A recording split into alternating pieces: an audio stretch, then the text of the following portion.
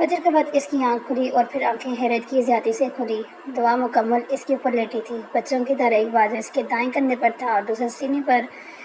رئیس bed ground سے ٹیک لگا کر ہی سو گیا تھا، اب گردن میں درد ہو رہا تھا۔ اس نے آرام سے دعا کو پیچھے کیا اور دعا کا ہاتھ اس کے بازو پر تھا۔ جب دعا اٹھی، اپنا ہاتھ اس کے بازو پر دیکھ کر اس نے معاش نظروں سے دیکھا جس پر رئیس کا دل کیک لگانے کو چاہا۔ ابھی اگر اسے معلوم ہو جاتا کہ وہ اس کی سینے پر سر رکھ کے سو رہی تو کیا ری ایکشن دیتی۔ وہ مسجد میں نماز پڑھنے چلا گیا جبکہ اس نے اٹھ کر نماز پڑھی دوبارہ سو گئی۔ یہ بہت بری عادت تھی۔ نماز پڑھ کر رئیس واپس آیا تو تھکا ہوا محسوس کر رہا تھا، وہ بھی سو گیا۔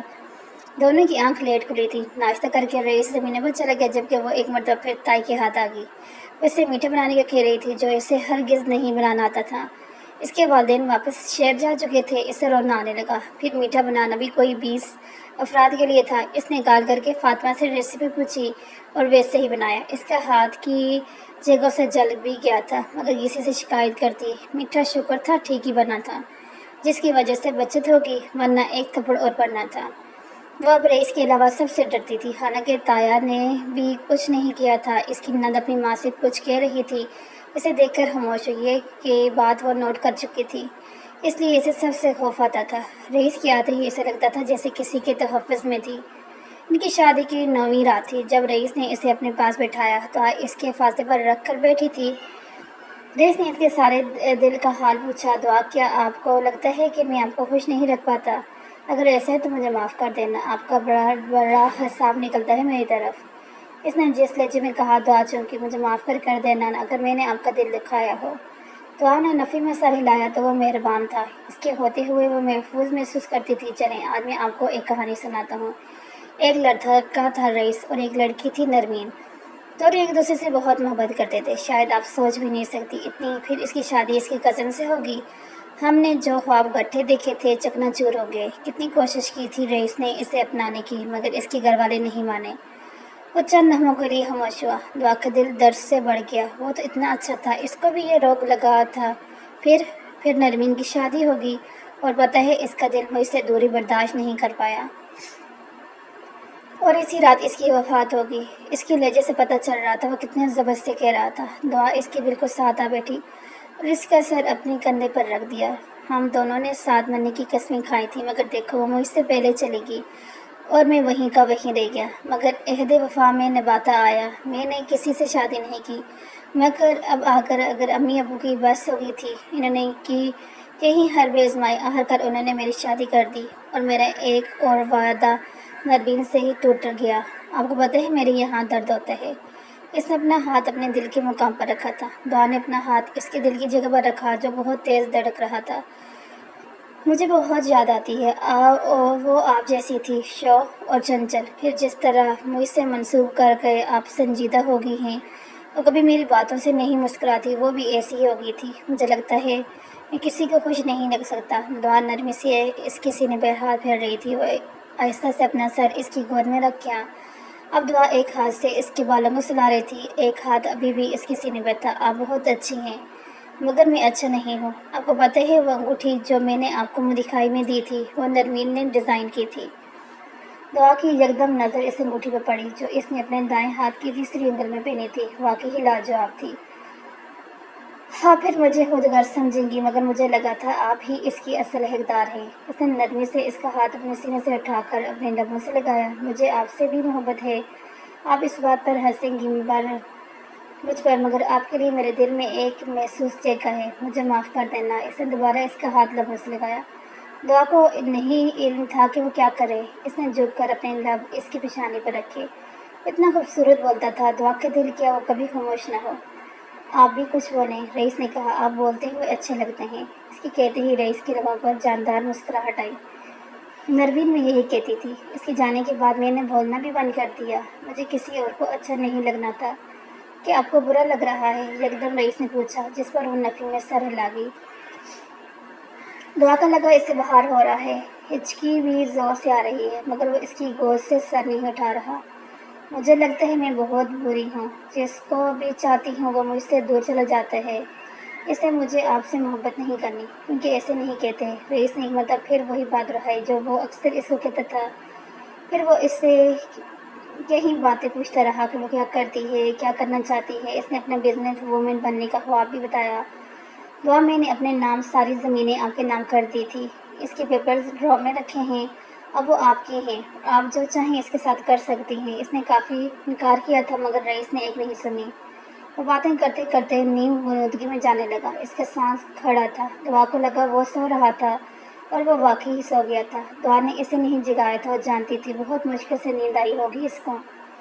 اسے نرمین سے جلسی بھی ہو رہی تھی کہ رئیس خان اس سے اتنی محبت کرتا تھا کہ اس کے مرنے کے 22 سال بعد بھی اس کی محبت میں گرفتار تھا اور کسی دوسری لڑکی کو یہ آنکھ اٹھا کر نہیں دیکھا تھا۔ اس نے جھک کر اس کے ماتھے پر لب رکھے، اس کا ایک ایک نقش دیکھتی رہی۔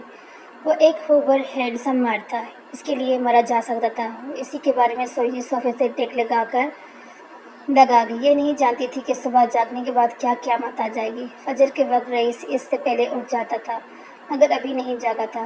دعا کی کمر درد کرنے لگی۔ اس نے رئیس کو جگایا جو ہلا تک نہیں۔ اس نے اس کے بال ٹھیک کیے، اس کی پیشانی ٹھنڈی پڑ رہی تھی۔ اس نے بازو سے بھی ہلایا، وہ نہیں جاگا۔ اس کا دل زور زور سے دھڑکنے لگا۔ رئیس فجر ہو گئی ہے، جاگ جائیں۔ وہ اسے چھچوڑ رہی تھی مگر وہ سن نہیں رہا تھا۔ وہ سن رہا ہوتا تو جاگتا۔ دعا کی آنکھوں سے آنسو بہنے لگے مگر وہ اسے چھچوڑ رہی تھی، اونچے اونچے بول رہی تھی۔ اس کی نند آواز سن کر کمرے میں آئی۔ بھابھی کیا ہوا، ایسے کیوں چیخ رہی ہیں؟ وہ پریشانی سے بولی، تمہارے بھائی جاگ نہیں رہے، انہیں جگاؤ پلیز۔ وہ بھاگ کر آئی مگر وہ نہیں جاگا۔ اس کا دماغ جو سنگل دے رہا تھا وہ مارنے نہیں رہا تھا۔ اس کی نند بھاگ کر امی ابو کو لے آئی۔ فجر کے وقت سب رونے لگے تھے۔ وہ اس کو صوفے سے اٹھا کر بیڈ پر لٹانا چاہتے تھے مگر دعا اسے اپنی گود سے نہیں اٹھانے دے رہی تھی۔ بمشکل انہوں نے وہاں سے اٹھا کر بیڈ پر لٹایا۔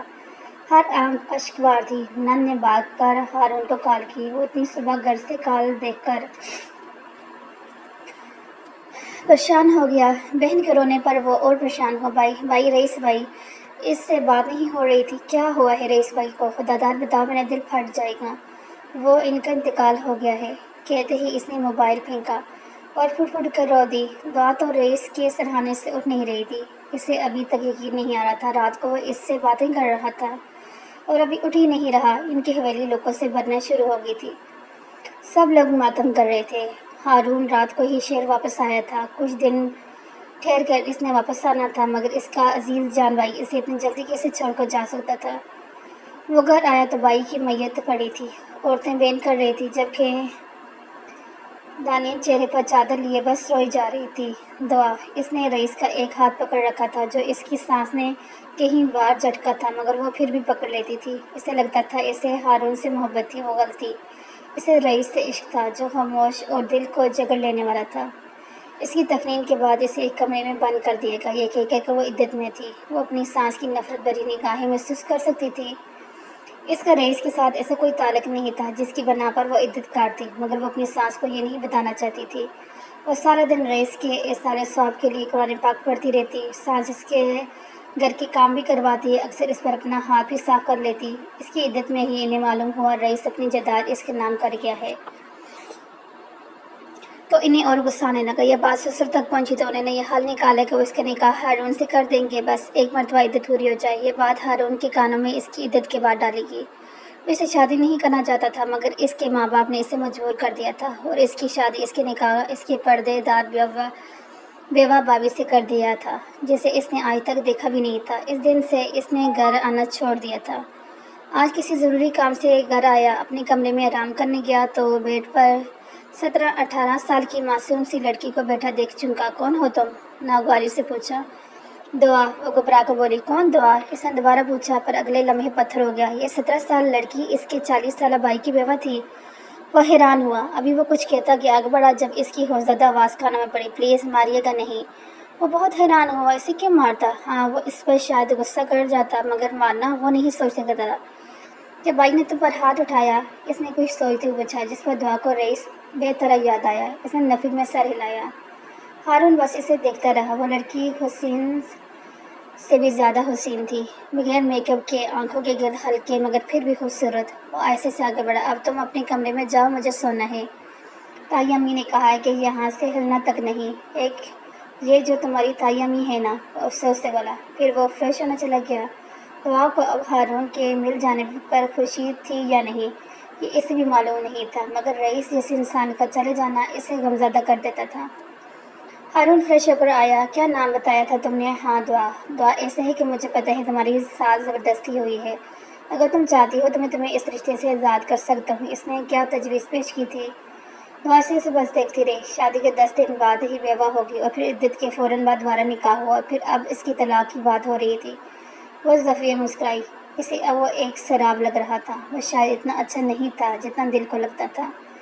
وہ رئیس جتنا اس سے برا لگا تھا پہلے دن، وہ اس سے بھی زیادہ اچھا تھا۔ وہ واضح نہ کر بیٹھی۔ آپ کو جو ٹھیک لگتا ہے آپ وہ کریں، کہہ کر وہ لیٹ گئی۔ ہارون جا کر صوفے پر لیٹ گیا۔ اس کے خیال میں وہ آنکھیں یکدم آئی اور لبوں پر مسکراہٹ در آئی۔ اسے بھی ڈھونڈنا تھا اب کہ وہ دکھ ہی نہیں رہی۔ اگلے دن وہ زمین پر گیا۔ واپسی پر اس نے اپنی ماں کو دعا پر ہاتھ اٹھاتے دیکھا تھا، اسی لیے وہ اسے نہ مارنے کا کہہ رہی تھی۔ آگے بڑھ کر اس نے ماں کا ہاتھ پکڑا۔ امی خبردار، جو آپ نے میری بیوی پر ہاتھ اٹھایا۔ تجھے نہیں پتا تیرے بھائی کو نگل گئی ہے اسی نے مارا ہے اسے، ہے ہی بدبخت۔ وہ اسے کوس رہی تھی اور ایسے ہی کھڑی تھی جیسے وہ کسی اور پر کوس رہی ہوں۔ اب کہ اس کے آنسو پوجنے والا نہیں تھا، مگر ہارون اس کی ڈال بنے کھڑا تھا۔ تم کمرے میں جاؤ، میں آتا ہوں۔ اس کے کمرے میں بیٹھ کر اس نے ماں کو اچھا خاصا لیکچر دیا۔ اپنا سامان پیک کرو، ہمیں شہر کے لیے نکلنا ہے۔ وہ اسے کہتا چینج کرنے چلا گیا۔ وہ نہیں جانا چاہتی تھی، مگر ہارون نے کہا۔ وہ اپنا بیگ پیک کر کے چینج کرائی۔ ایک کالی چادر اس نے لی جس سے اس نے نقاب کرنا تھا۔ ہارون اس کا سامان پکڑے باہر لایا۔ اس نے ایک ہاتھ سے پہلو اپنے چہرے پر کیا۔ ہارون نے سرسری سے اسے دیکھا۔ یکدم اسے وہ لڑکی یاد آئی۔ اس کی آنکھیں ایسی ہی تھی، مگر ان آنکھوں میں اداسی تھی، وہ شوق تھی، ان میں سنجیدگی تھی۔ اپنی غلط فہمی سمجھ کر وہ اس کے بیٹھنے کا اشارہ کرتا ہوا ڈرائیونگ سیٹ کی جانب آیا۔ سارے راستے پر کھڑکی سے سر ٹکائے، جانے کیا سوچتی آئی تھی۔ گائے بے گایا ہارون کو بھی دیکھ لیتی۔ کیا وہ اس کی قسمت میں ایسے ہی لکھا تھا، یا کسی رئیس کو ضرور مرنا تھا؟ پھر بے آواز آنسو نکلنے لگے۔ اپنے اپارٹمنٹ میں پہنچ کر اس نے ایک کمرہ اسے دیا۔ وہ کمرے میں رہ سکتی تھی۔ وہ اب گھر کے بعد نہیں سوتی تھی۔ ہارون اس لڑکی سے محبت کرنے لگا تھا جو ساتھ والے کمرے میں رہتی تھی، اور وہ نہیں جانتا تھا وہ ناشتہ بنا دیتی تھی، ڈنر بھی لنچ کے وقت پر وہ گھر نہیں ہوتا تھا، اس لیے وہ خود بھی نہیں کرتی تھی۔ زندگی آہستہ آہستہ ڈگر پر چلنے لگی۔ ہارون نے کچھ دن اسے اس کے ماں باپ کے گھر بھیج دیا تھا کہ وہ انہیں زیادہ مس نہ کر رہی ہو، اور وہ ایک مثبت عمل ثابت ہوا۔ عائشہ اور فاطمہ نے اسے خوب سمجھایا، اسے ہارون کی قدر کرنے کا کہا۔ اگر وہ ایسی رہتی تو ہارون بھی اسے چھوڑ دیتا۔ یہ سوچ کر ہی اس کا دل پر آتا۔ عائشہ نے اسے شاپنگ کا کہا تھا اور وہ بھی باہر نکلنا چاہتی تھی۔ مال میں وہ لوگ شاپنگ کر رہی تھی جب عائشہ نے ہارون کو کال کر کے بلایا۔ دعا ایک آؤٹ لیٹ سے نکل کر دوسرے میں جا رہی تھی کیونکہ عائشہ نے اسے کہا تھا کہ اسے وقت لگنا تھا۔ ابھی ادھر وہ کہیں اور دیکھ لے۔ جب اس کا ٹکراؤ ہارون سے ہوا، آج بھی وہ وایا میں موجود تھی۔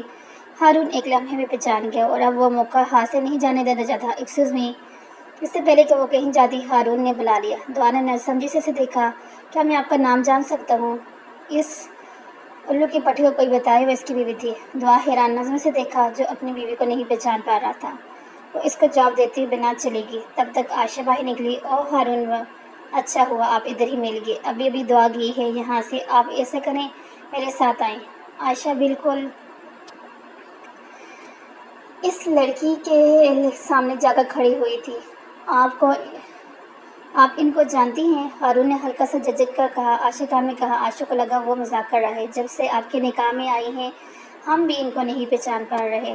ہارون کے 14 طبقے روشن ہوئے۔ یہ عائشہ کیا کہہ رہی ہے؟ اچھا بھائی دعا، اپنے شوہر کو سنبھالو، میں ذرا ادھر سے ہو کر آئی۔ دعا نے ہارون کو دیکھا جو خوش بھی تھا، نادم بھی تھا، اور سب سے بڑا بیوقوف گردان رہا تھا خود کو۔ اپنی بیوی سے اسے کون نام پوچھتا ہے؟ پتہ نہیں کیا سوچ رہی ہوگی۔ واپسی پر وہ ان دونوں کو ڈراپ کرنے آیا تھا۔ اس نے لیونگ روم میں آ کر اپنا نقاب اتارا۔ ہارون جو ابھی تک یہی سمجھ رہا تھا کہ وہ دعا کیسے ہو سکتی تھی، مگر اسے دیکھ کر دل میں لڈو پھوٹے۔ اسے وہ کہاوت یاد آئی، بغل میں لڑکا اور شہر میں ڈنڈورا۔ جب انہوں نے شاپنگ فاطمہ کو دکھا لی تو اس نے دعا کو چلنے کہا، جس پر اس نے ناسمجھی سے دیکھا۔ ارے بیگم، شرافت سے 4 دن میکے رہنے دے دیا یہ ہے، اصل گھر بھول گئی۔ جس ڈرامائی انداز میں اس نے کہا تھا، فاطمہ اور عائشہ کی ہنسی نکل گئی، جبکہ وہ اسے آنکھیں دکھا گئی۔ شکریہ چاچی، میری بیوی کو دوبارہ انسان بنانے کے۔ اس کی بات سمجھتے وہ فوراً اٹھی۔ اس سے پہلے کہ وہ کچھ اور کہتا اس نے خود چلنے کا کہا۔ چلیں، اب بیٹھے کیوں ہیں؟ وہ زن ہو کر بولی۔ اب آپ ایسے کہیں گے تو میں اس دنیا سے ہی اٹھ جاؤں گا۔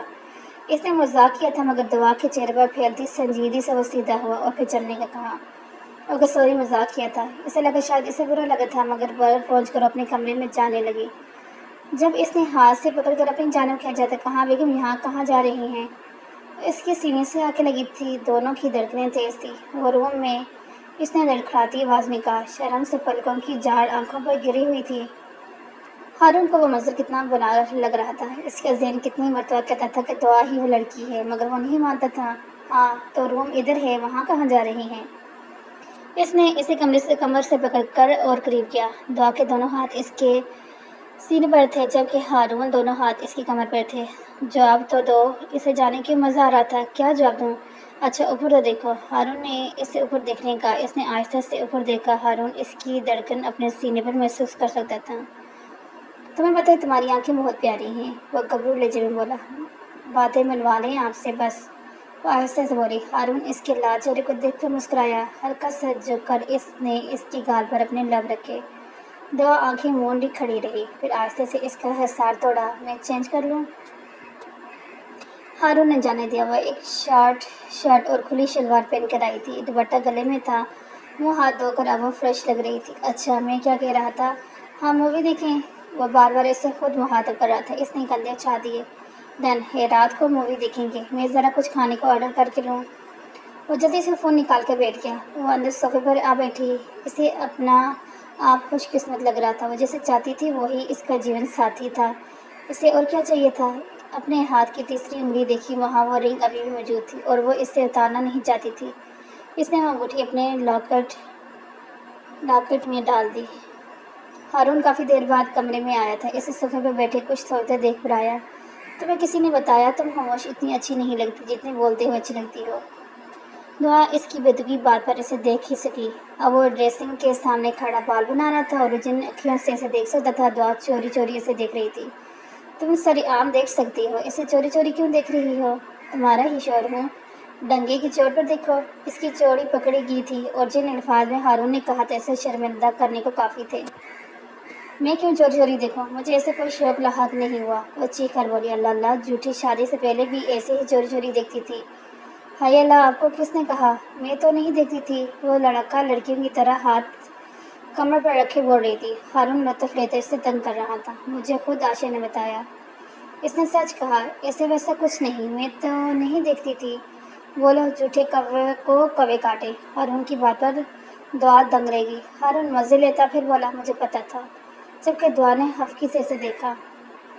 وہ مڑ کر جانے لگی جب ہارون نے پکڑ کر روکا۔ اچھا خفا تو نہ ہو، وہ اب اسے منا رہا تھا۔ ان آنکھوں میں میرے لیے حفقی اچھی نہیں لگتی۔ اچھا ایک بات بتاؤ، جب میں نے تمہیں پہلی مرتبہ دیکھا تھا مجھے تمہاری آنکھوں سے عشق ہو گیا تھا۔ وہ مدھم لہجے میں اعتراف کر رہا تھا۔ جی، تبھی یہ آنکھیں پہچان نہیں پائے۔ جانتی ہوں، مال میں اپنی بیوی سے ہی نام پوچھ رہے تھے۔ اس نے بھی بدلہ لیا تھا۔ ہارون اس کی بات پر خجل ہوا۔ اپنا ہاتھ بالوں میں پھیر کر شرمندگی دور کرنی چاہیے۔ مجھے کئی مرتبہ لگا تم وہی ہو مگر میں ماننے کو تیار نہیں تھا۔ اگر میں وہ نہ ہوتی تو کیا بیوی تو تھی نا، تمہاری جو مرضی ہوتی ویسے ہی ہوتا۔ اس کے کہنے پر وہ ہلکا سا مسکرائی۔ وہ ہلکا سا جھکا اور اس کے لبوں پر اپنے لب رکھ دیے۔ دعا نے اپنے بازو اس کی گردن کے گرد باندھ لیے تھے جبکہ ہارون نے اسے اور قریب کیا۔ وہ کئی لمحے ایک دوسرے میں کھوئے رہے۔ جب ڈلیوری والے نے بیل بجائی تو وہ جلدی سے پیچھے ہوئی۔ اس ڈلیوری بوائے کی تو میں ٹانگیں توڑتا ہوں، اور بڑبڑا کر باہر چلا گیا۔ رات کو نے مووی دیکھی۔ جب سونے کی باری آئی تو دعا بیڈ پر بیٹھی تھی۔ جب ہارون اسے جانب بیٹھنے لگا دعا نے جلدی سے تکیہ پکڑا دیا جو ہارون نے حفقی سے پکڑا۔ میں صوفے پر نہیں سو رہا۔ کیوں؟ ایسے کیوں ہے کہ صوفے پر نہیں سو سکتے؟ وہ اسے چڑھا رہی تھی۔ اچھا دیکھو، تم میرے صوفے پر بیٹھی تھی نا؟ اس نے اس طرح پوچھا جس پر دعا نے خود بخود اسباب میں سر ہلایا۔ تو مطلب میں بھی تمہارے بیڈ پر سو سکتا ہوں؟ وہ جیتنے والے انداز میں بول کر بیٹھنے لگا۔ جب وہ بولی، نہیں، آپ پھر بھی نہیں بیٹھ سکتے۔ اس دو ٹوک جواب پر ہارون کا منہ بنا۔ تو مطلب تم میرے صوفے پر بیٹھ سکتی ہو، میں تمہارے بیڈ پر نہیں بیٹھ سکتا؟ وہ کچھ سوچتے ہوئے بولا، بالکل۔ دعا مسکرا کر بولی، یہ جانے بغیر کہ اس کا اگلا قدم کیا ہوگا، اور اس کی طرف آیا، اس کی گود میں بھرا اور نہ کرتی رہی مگر وہ اسے اٹھا کر صوفے پر لٹایا تھا۔ اس کا مطلب یہ ہے کہ آپ میرے ساتھ میرے صوفے پر سو سکتی ہیں۔ وہ کتنا چالاک تھا، دعا یہی سوچ سکی۔